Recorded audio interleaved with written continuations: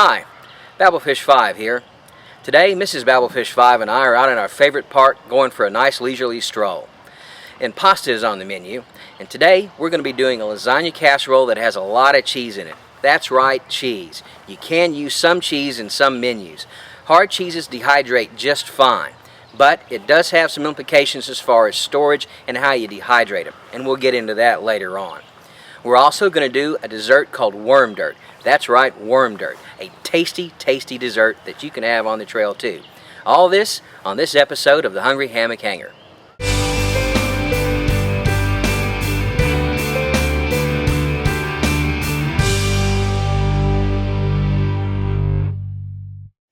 The shopping list for today is 2 pounds of lean ground beef, 1 cup of diced white onion, 1 can of tomato sauce, 1 6-ounce can of tomato paste. I like to get the kind that has the Italian seasoning already mixed in. 1 can of leaf spinach that's been drained very well. 4 cups of beef stock.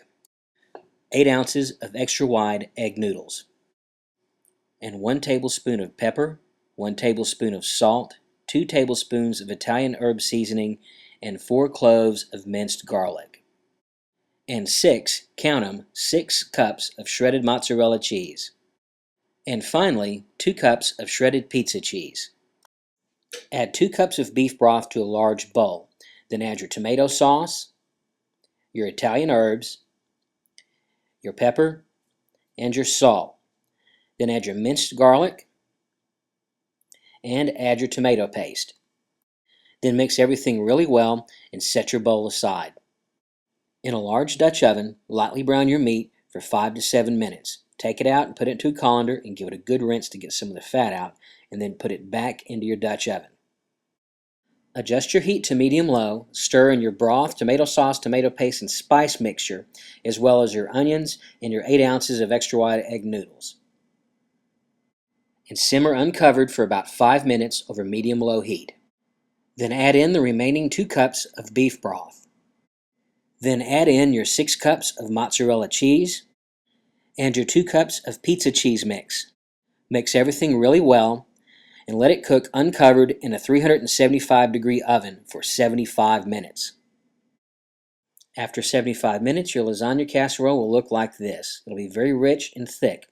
You're also going to have a little bit of fat from the cheese on the top. Try to skim as much of that off as you can.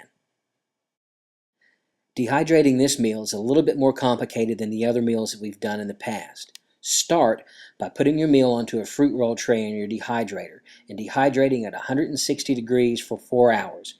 Then flip your meal and dehydrate it for another 6 hours.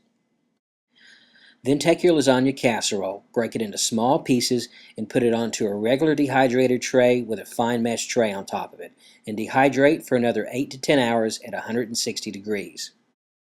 Your lasagna casserole is done when the lasagna casserole is very hard and stiff.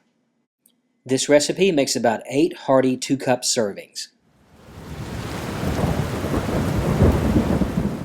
Pour enough water into your pot to just cover the lasagna, and let it sit for about 15 minutes. Fuel and light your stove. The stove I'm using today is a BIOS 4 stove sold by Tinny at Mini Bull Design. Put your pot onto your stove and let it come up to a rolling boil. Then give everything a really good stir. Then let your meal sit for 25 to 30 minutes in a cozy. Freezer bag cooking will cook this meal just as well. Your meal is nice and thick and hot after about 30 minutes. And tastes absolutely awesome. While you should stay away from most dairy, some hard cheeses will dehydrate just fine. Parmesan cheese, mozzarella cheese, cheddar, Colby Jack, all those are cheeses that will dehydrate just fine. But it does have an impact on how you dehydrate your foods and on the shelf life. The shelf life is going to be your main impact. No matter what you do, you're never going to dehydrate all the fat out of the cheese. You can get some of it out by skimming stuff off the top.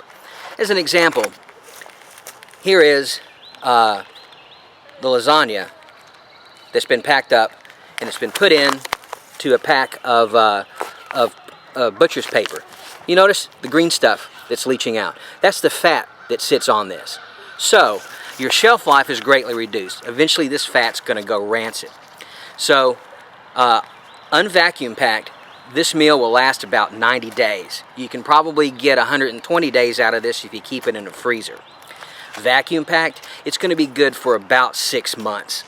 Vacuum packed in a freezer, you can get maybe 8 or 9 months out of it before it starts to get kind of weird on you. So just be aware, you can do some cheeses, but when you do that, you're going to reduce your shelf life.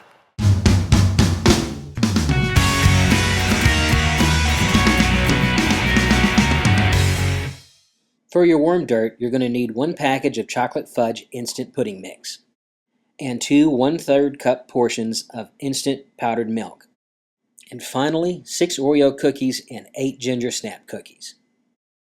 Divide your pudding mix in half and put them in Ziploc bags, and then put the 1/3 cup portions of instant powder mix in each bag. Seal your bags and give them both a really good shake. Divide your Oreo cookies and ginger snap cookies in half and put them into Ziploc bags. Add 1 cup of water to your mix and give it a good stir and let it sit for about 5 minutes. Once you've added your water into your pudding mix and got it mixed up, it's time to take your ginger snaps and your Oreo cookies and crush them. Work up some anger on this one and get them pulverized really good. For example, damn you Brad Pitt for stealing Angelina Jolie from me!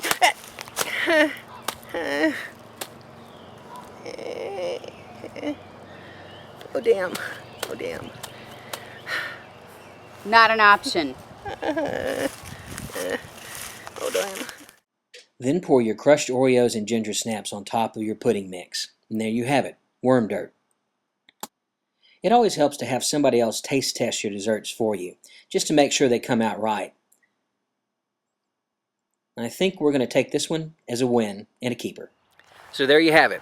2 excellent meals for the trail. A lasagna casserole that really hits the spot after a long day on the trail, and an awesome dessert that even hits the spot better. Making your own meals is easy. It's easy to do. A little knowledge and some creativity, and you can make awesome meals for the trail. Thanks to Miss Babblefish5 for helping me out for making this today. Also, you can follow the show on Twitter and Facebook, and the Hungry Hammock Hanger website, where you can find these recipes as well as others. Thanks for watching. I look forward to seeing you on the trail.